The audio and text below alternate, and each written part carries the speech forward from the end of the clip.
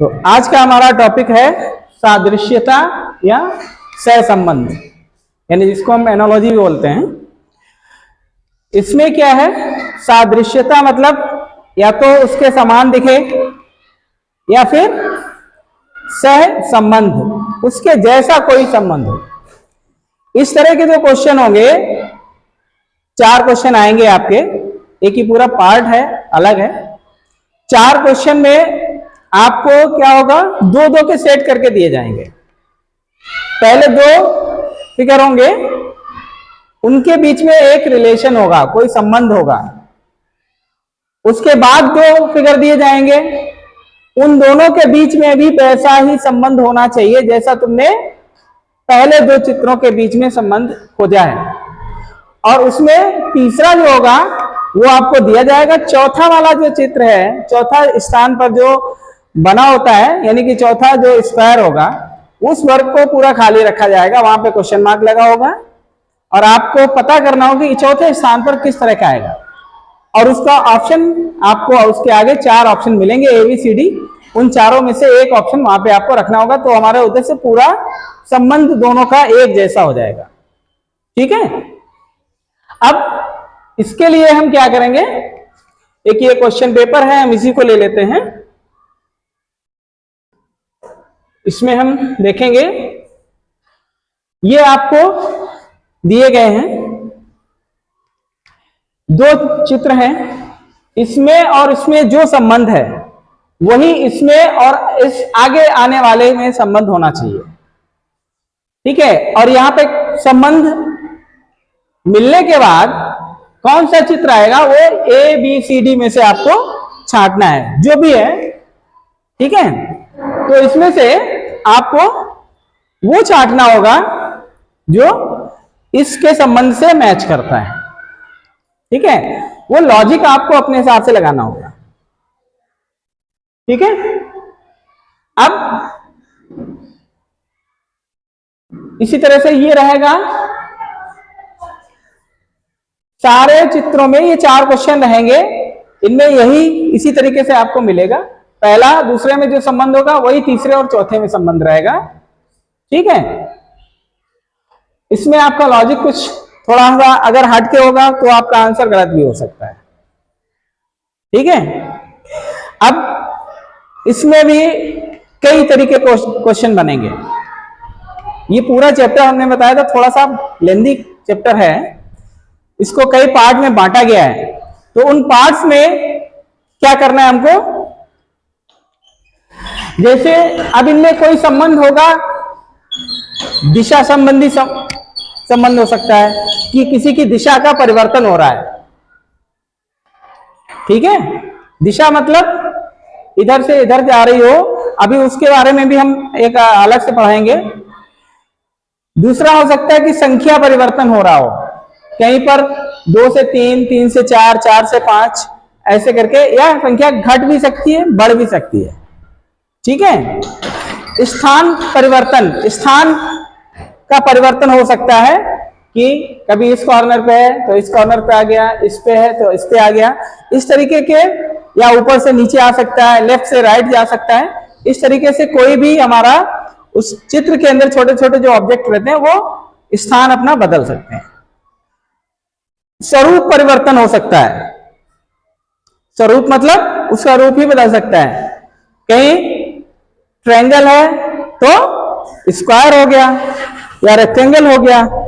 ठीक है, त्रिभुज से चतुर्भुज, चतुर्भुज से पंचभुज है, पेंटागन हो जाएगा, है षटभुज हो जाएगा, हेक्सागन, ऐसे करके ये इसका स्वरूप भी बदल सकता है। ठीक है, कहीं सर्कल है तो सर्कल अंदर हो जाएगा, कहीं बाहर हो जाएगा, ऐसे भी संबंध निकाल सकते हैं। और एक और ये हो सकता है कि ये सारे मिक्स्ड करके आपको भी ऐसे कोई संबंध भी हो सकता है, यानी कि ये जो अभी हमने 4 तरीके के बताया उनसे मिश्रित रूप भी हो सकता है, सभी का मिला हुआ रूप। ठीक है, तो इस तरीके से ये 4-5 तरीके से हम इसमें संबंध देखेंगे कि क्या स्थान बदल रहा है, क्या दिशा बदल रही है, या संख्या बदल रही है, या उसका स्वरूप बदल रहा है, या सब कुछ उसमें मिला हुआ है, मतलब कई काम हो रहे हैं। कोई क्वेश्चन ऐसा भी हो सकता है कि कहीं इधर से एक में स्थान भी बदला, उसका स्वरूप भी बदला, संख्या भी बदल गई, ऐसे मिक्स करके भी हो सकता है। ठीक है, तो 4-5 तरीके से है। तो आज हम आपको सिर्फ इसमें से एक चीज पढ़ा के चलेंगे, वो क्या होगी? पहला वाला हम पढ़ाएंगे आज, दिशा परिवर्तन वाला। ठीक है, तो दिशा परिवर्तन में क्या रहेगा, हम पहले ये समझ लें कि दिशा किधर किधर बदल सकती है और कितनी कितनी बदलेगी। ठीक है, तो आज का हमारा टॉपिक यही रहेगा एनोलॉजी में, दिशा परिवर्तन। दिशा में हमने आपको बताया था कि कोई एक पूरा सर्कल कितने डिग्री का रहता है? 360 डिग्री का। ठीक है, पूरा कितने का होगा? 360 का। अब उस पूरे सर्कल को हम क्या करेंगे?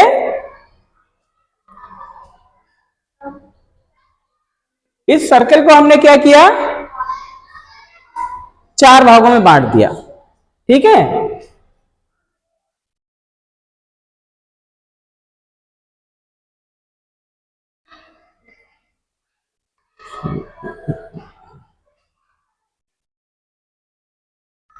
ये सर्कल बढ़ गया हमारा 4 भागों में। ठीक है, तो अब ये जो ये इतना बड़ा,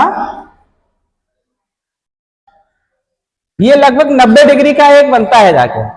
ठीक है, तो अब इसके जो घूमने की स्थितियां होती हैं वो 2 तरीके से हो सकती हैं। कैसी? जैसे हमारी घड़ी की सुई घूमती है, घड़ी को क्या बोलते हैं? क्लॉक। तो उसको क्या बोले? घड़ी की सुई की दिशा में अगर घूम रही तो बोलेंगे हम क्लॉकवाइज घूम रही है। ठीक है, और अगर उसकी उल्टी दिशा में घूम रही तो हम बोलेंगे एंटी क्लॉकवाइज घूम रही है। ठीक है, तो अगर ये कोई भी चीज अपना स्थान ऐसे करके बदल रही है, ठीक है, तो ये एंटी क्लॉकवाइज है। ठीक, और अगर ये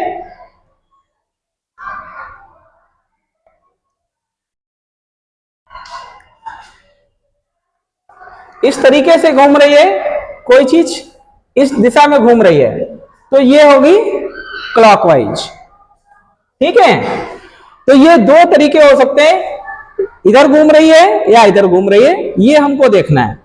हम आज सिर्फ दिशा परिवर्तन ही पढ़ेंगे, तो कितनी किधर घूम रही है ये हमको देखना है, किस दिशा में जा रही है, क्लॉकवाइज या एंटी क्लॉकवाइज। एक चीज हमको ये देखनी है।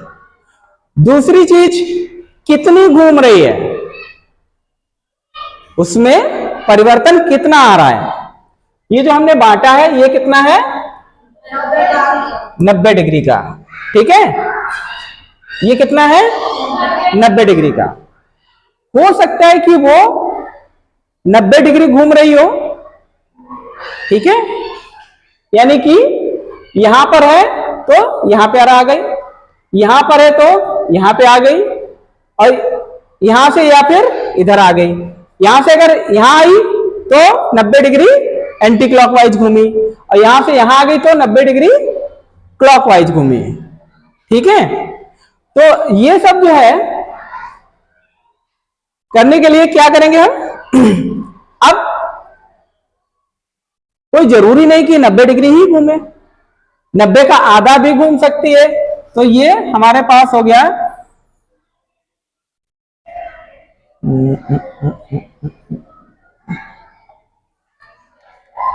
ठीक है, ये हम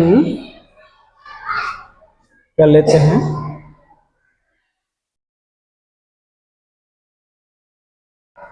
ये हो गया हमारा 90 डिग्री। ठीक है, इसका आधा कितना होगा?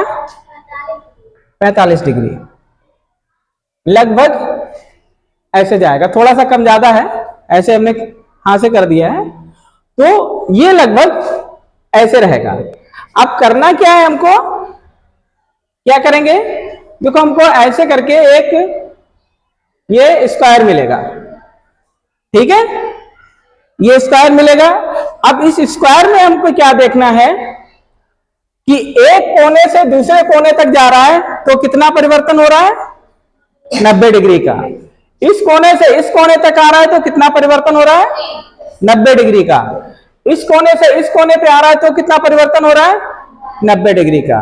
इस कोने से इस कोने पे जा रहा है तो कितना हो रहा है? 90 डिग्री का। ठीक, समझ आ गया?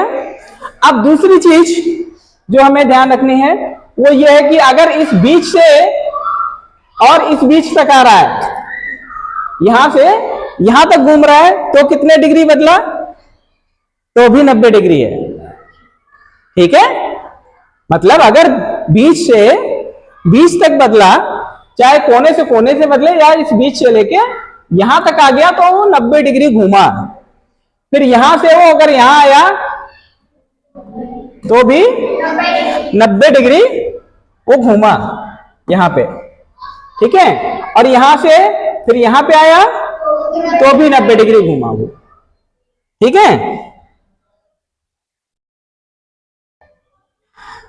तो ये जो है या तो बीच से बीच तक जा रहा है तो 90 डिग्री हो गया, कोने से कोने तक जा रहा है तो 90 डिग्री घूम रहा है।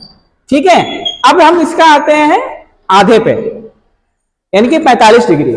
45 डिग्री कब घूमेगा? जब ये इसका सेंटर है और यहां से ये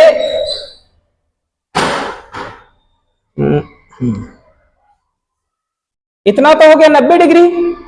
अब अगर ये इसको हम आधा कर देते हैं, यानी कि अगर बीच से कोने पे गया तो 45 डिग्री घूमा, फिर कोने से बीच पे गया तो 45 डिग्री घूमा, फिर बीच से फिर कोने पे गया तो 45 डिग्री घूमा। अगर आमने सामने गया 180 डिग्री,